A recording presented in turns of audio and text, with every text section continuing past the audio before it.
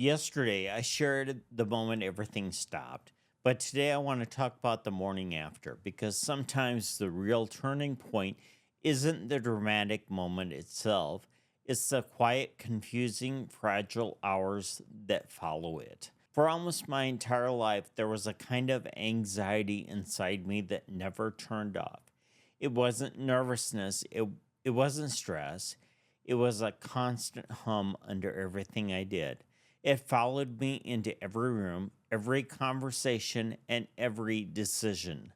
It shaped how I saw myself and how I assumed others saw me. When I finally disclosed my gender dysphoria years earlier, that anxiety disappeared almost instantly. It wasn't reduced, not managed, gone, like something shut off a machine that had been running so loudly for so long. I didn't realize how deafening it had been. For the first time in my life, it felt quiet inside. I didn't know how to handle the quiet. It felt like relief. It felt like honesty. It felt like I had finally stopped running from myself. But then came February 2016, the night everything stopped. It was the night the dysphoria just vanished, the night that made no sense, the night no clinical study could explain. That moment was shocking, but the morning after was something different, something deeper. I remember waking up before my eyes even opened, and the first thing I felt was fear. Not the old fear, not the fear of being found out or misunderstood. This was a new fear. Is it back? Did last night even happen? Was it temporary or was it a fluke?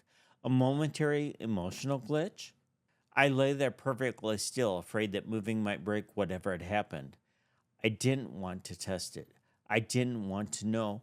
I just wanted the silence to still be there, and it was. But here's the strange part. The silence didn't feel comforting anymore. It felt fragile. Like if I breathed wrong, it would just shatter. For years, the anxiety had been about living with dysphoria, but now the anxiety was about losing the freedom I woke up with. Not what if this never ends, but what if this doesn't last? That was the new battle, and in some ways, it was even harder. I still had to go through my day like everything was normal conversations, work, responsibilities, all while inside I was scanning myself every few minutes. Is it creeping back in? Did I feel something just now? Or is this real or wishful? I was hyper aware of my own thoughts, my own feelings, my own reactions, but I didn't tell anyone, not because I didn't trust people, but because I didn't have the language for what happened. How do you explain something ending that no one believed could end? How do you describe waking up without a defining part of your identity? And how do you talk about silence that makes no sense? It felt like walking through the day wearing a secret, one that didn't feel like mine yet. There was a moment that afternoon, I remember it clearly, when I looked at myself in the mirror, not the way I had the night before, but differently. I didn't recognize myself, not physically, not emotionally, not spiritually. It wasn't that I saw a stranger, it was that I saw a version of me I didn't trust yet, a version I didn't understand, a version that felt unfinished. I had never, I had lived inside a certain identity for so long, even if it was painful, that losing it didn't instantly feel like freedom. It felt like being dropped into a version of myself I hadn't grown into yet. And that is unsettling. There was a question underneath everything. What just happened to me? Was this psychological? Was it emotional? Was it spiritual? I think I knew, but I didn't want to admit it. For the first time, I wondered if God, the God I didn't believe would accept someone like me, had been involved in something I didn't understand.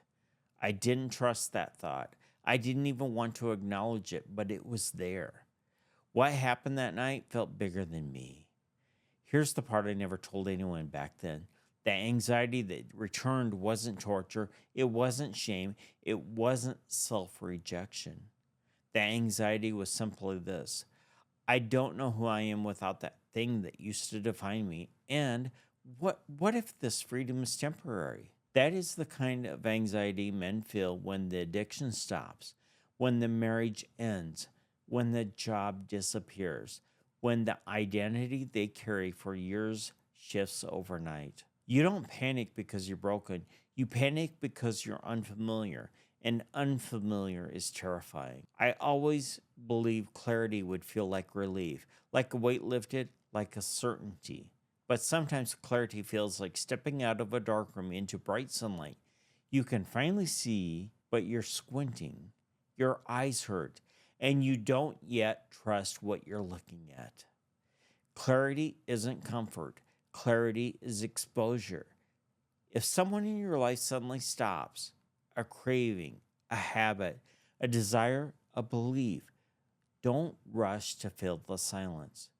Sit in it, listen to it, let it be unfamiliar. Because the unfamiliar is where new identities begin. The unfamiliar is where old burdens fall off. The unfamiliar is where you meet the version of yourself you never thought you'd get to become. That morning, I didn't feel transformed. I didn't feel healed, and I didn't feel confident. I felt fragile. I felt uncertain. I felt like a beginner. And that's exactly how new chapters start. Walk with me. We've got 453 days left and a lot of truth still to uncover. One day better.